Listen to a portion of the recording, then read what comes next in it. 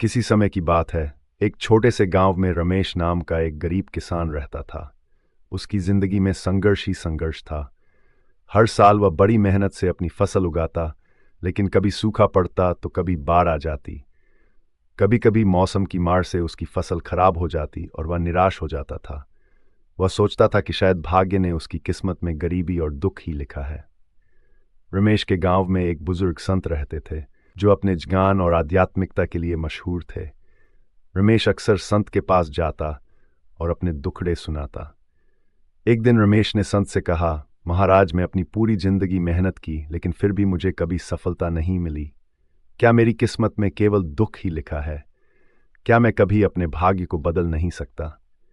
संत ने मुस्कुराते हुए रमेश से कहा, बेटा, भाग्य का लिखा कोई नहीं मिटा सकता, लेकिन तुम्हारे प्रयासों का फल भी निश्चित है। जो भाग्य में लिखा है वह तुम्हें मिलेगा, लेकिन तुम्हारे कर्म भी तुम्हारे जीवन को आकार देते हैं। रमेश थोड़ा उलझन में था, लेकिन संत की बातों को वह समझने की कोशिश कर रहा था। संत ने उसे एक कहानी सुनाई। उन्होंने कहा, एक समय की बात है, एक गांव में एक लकड़हारा रहता था। वह रोज जंगल में जाकर लकड़ियां काटता और उन्हें बेचकर अपना जीवन यापन करता।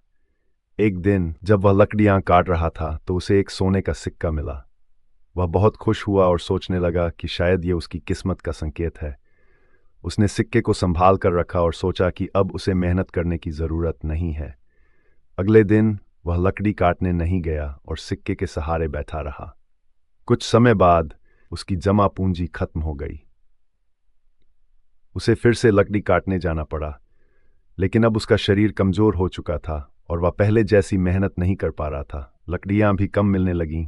तब उसे समझ में आया कि भाग्य का लिखा तो जरूर मिलता है, लेकिन अगर हम मेहनत करना छोड़ दें तो उसका भी लाभ नहीं उठा सकते। संत ने रमेश को समझाया, बेटा, भाग्य का लिखा तुम्हें जरूर मिलेगा, लेकिन तुम्हारी मेहनत और कर्म ही तय करेंगे कि तुम उस भाग्य का कैसे उपयोग करते हो।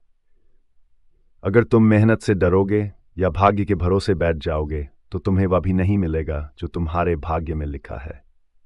रमेश ने संत की बातों को गहराई से समझा। उसने फैसला किया कि वह अपनी किस्मत को दोष देने के बजाय अपने कर्मों पर ध्यान देगा। उसने फिर से अपने खेतों में मेहनत करना शुरू किया। वह नई नई तकनीकें अपनाने लगा और अपने खेतों को बेहतर बनाने के लिए दिन रात एक कर दिया। इस बार मौसम भी उसका साथ देने लगा और उसकी फसलें भरपूर हुईं। रमेश की मेहनत रंग लाई और धीरे धीरे उसकी आर्थिक स्थिति भी सुधरने लगी। समय के साथ रमेश ने अपने गांव में एक सफल किसान के रूप में पहचान बना ली। लोग उसकी मेहनत और संघर्ष की मिसाल देने लगे। रमेश ने खुद अनुभव किया कि भाग्य का लिखा तो मिलता ही है, लेकिन उसकी सच्ची सफलता उसके कर्मों में छिपी थी। रमेश की कहानी से यह सीख मिलती है कि भाग्य का लिखा कोई नहीं मिटा सकता, लेकिन हमारे कर्म और मेहनत ही हमारे जीवन को सही दिशा में ले जाते हैं। यदि हम अपनी किस्मत को दोष देने के बजाय अपने कर्मों पर विश्वास करें और मेहनत करें, तो हम जीवन में किसी भी कठिनाई का सामना कर सकते हैं और अपनी किस्मत को और भी उज्जवल बना सकते हैं।